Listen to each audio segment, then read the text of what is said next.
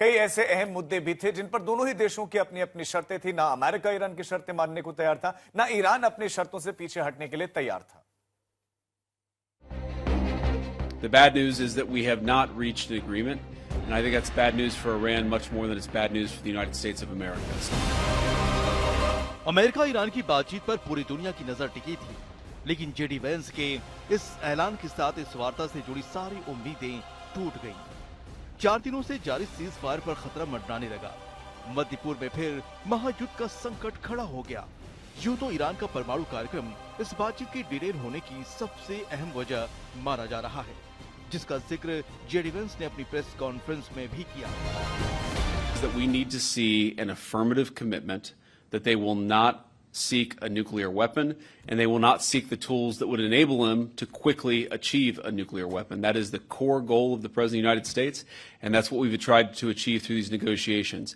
Again, their nuclear program, such as it is, the enrichment facilities that they had before, they've been destroyed. But the simple question is, do we see a fundamental commitment of will for the Iranians not to develop a nuclear weapon, not just now, not just 2 years from now, but for the long term? We haven't seen that yet. We hope that we will. लेकिन इसके साथ ही कई और भी मुद्दे थे जिस पर दोनों पक्ष राजी नहीं हुए। अमेरिका और ईरान दोनों ही अपने अपने रुख पर अड़े रहे। दरअसल ईरान नागरिक उपयोग का हवाला देते हुए परमाणु कार्यक्रम से पीछे हटने को तैयार नहीं, लेकिन अमेरिका किसी भी सूरत में ईरान की यूरेनियम संवर्धन करने पर राजी नहीं है। इसके साथ ईरान स्ट्रेट ऑफ होर्मुज पर अपना नियंत्रण छोड़ने को तैयार नहीं, जबकि अमेरिका लगातार कह रहा है कि इस रूट पर ईरानी दबदबा और किसी तरह के टैक्स वो स्वीकार नहीं करेगा। एक मुद्दा ईरान की लंबी दूरी की मिसाइलों का भी है। अपनी सुरक्षा का हवाला देते हुए ईरान इस पर कोई दबाव नहीं चाहता। वहीं अमेरिका ईरान के मिसाइल कार्यक्रम को बड़ा खतरा मानता है। हालांकि माना जा रहा है कि दोनों देशों के बीच सबसे ज्यादा तलखी परमाणु कार्यक्रम और होर्मुज के मुद्दे पर ही बनी रही।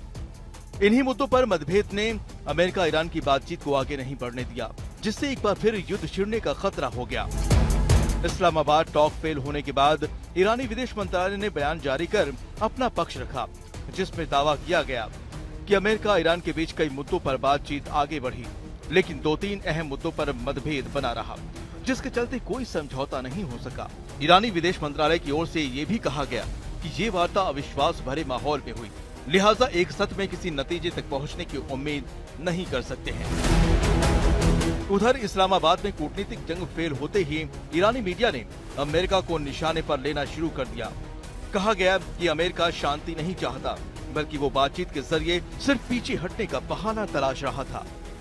अमेरिका ईरान की बातचीत किसी नतीजे पर न पहुंचना मेजबान पाकिस्तान के लिए भी बड़ा झटका है, क्योंकि इसके जरिए वो अपनी छवि अमन परस्त बनाने में लगा हुआ था। 39 दिन के युद्ध के बाद जब अमेरिका ईरान में बातचीत पर सहमति बनी, तो इससे मध्य पूर्व में हालात सुधरने की उम्मीद जगी थी, लेकिन बातचीत का फेल होना स्थायी शांति की उम्मीदों के लिए बड़ा झटका है, जिससे एक बार फिर भीषण जंग का खतरा मंडराने लगा है।